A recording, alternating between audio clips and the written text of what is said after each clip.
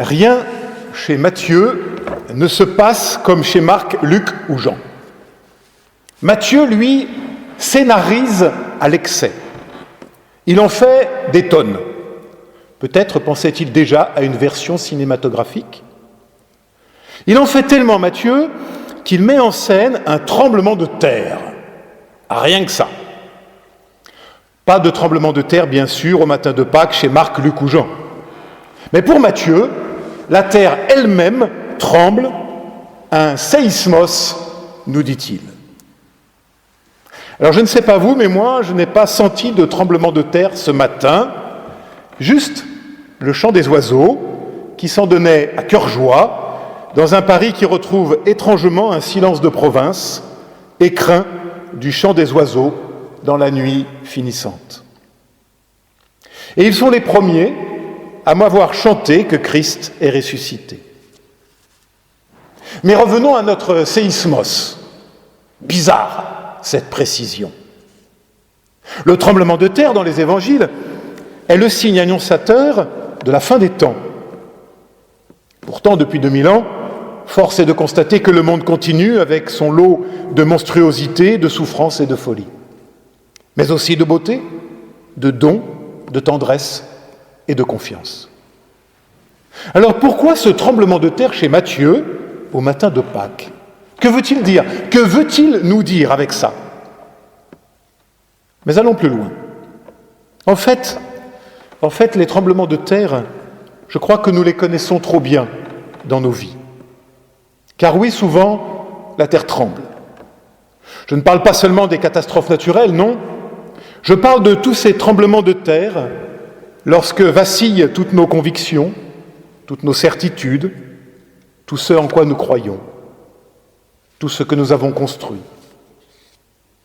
Je parle de ce tremblement de terre lorsque la maladie grave survient et que la terre semble se dérober sous nos pas. Je parle de ce tremblement de terre lorsque le deuil frappe et que l'abîme de l'absence s'ouvre sous nos pas. Je parle de ce tremblement de terre lorsque la folie prend possession de la vie et que l'on bascule dans un trou sans fond.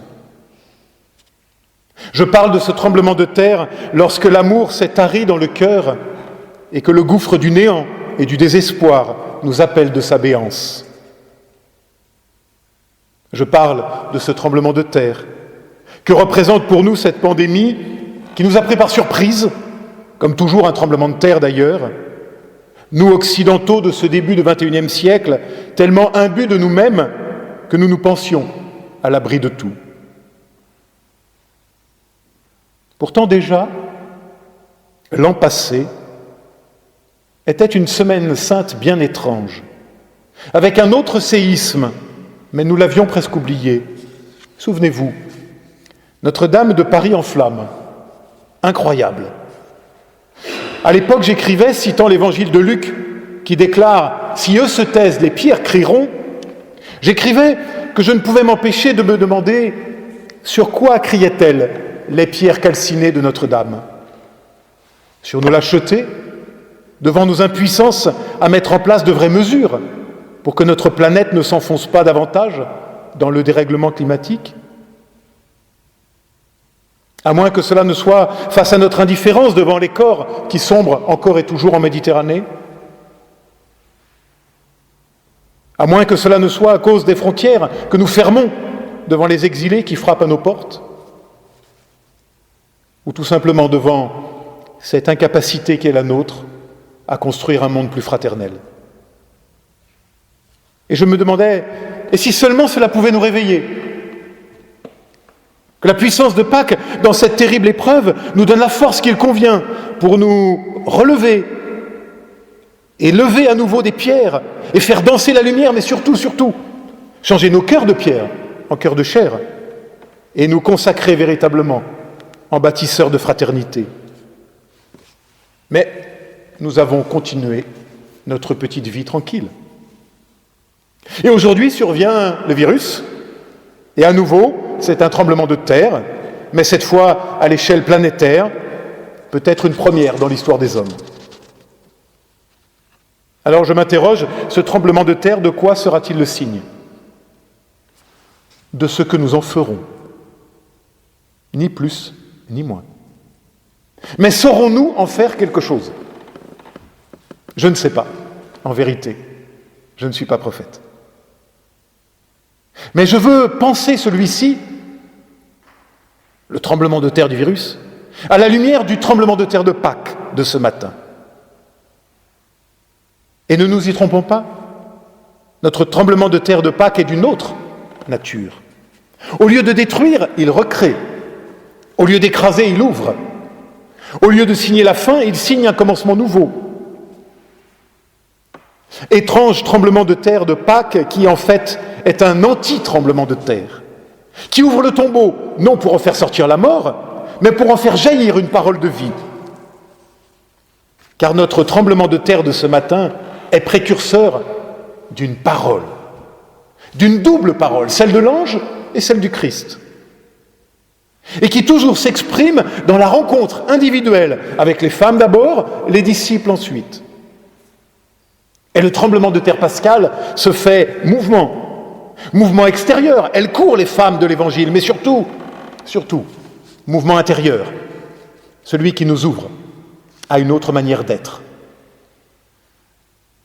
Force d'espérance, folie de la confiance retrouvée. Tout cela à cause de ce tremblement de terre qui a libéré une parole plus forte que la mort elle-même. Une parole qui dit deux choses, toujours les mêmes en fait. L'ange tout d'abord, puis le Christ, n'ayez pas peur et allez. Allez, car une vie est désormais possible, libérée de la peur, justement. Allez dire et partager l'impensable. Je cite ma collègue Francine Carillot. À la fine pointe de l'espérance tremble une promesse qui inonde l'aujourd'hui. Une parole neuve dessine un nouveau premier matin du monde.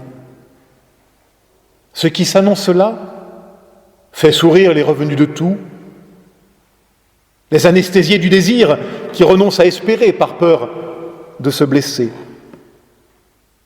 Mais ceux qui écoutent l'irréductible bonté, malgré la vigueur de l'ombre et la persévérance du malheur, ceux qui restent envers et contre tout ouverts à ce qui survient et gardent place au plus profond de leur cœur pour le sel et la lumière, ceux-là sont en devenir de résurrection. Fin de citation. Oui, ma sœur, mon frère, prends garde, tu es en devenir de résurrection. Voilà le tremblement de terre nouveau qui nous ébranle au plus profond, au tréfonds de nous-mêmes, laissant juste ce qu'il faut de faille pour que jaillisse la parole. N'ayez pas peur et allez. Oui, allons d'abord dans l'intérieur de nos confinements, allons reconstruire en nous un peu d'humanité, de tendresse et d'attention. Et puis sachons peut-être cultiver l'absence. Oui, je dis bien, cultivons l'absence. C'est drôle et en même temps un peu tragique. Comment il faut que les choses nous manquent pour que nous en redécouvrions l'importance et la richesse, c'est-à-dire la relation avec les autres. Alors cultivons cela, ce manque,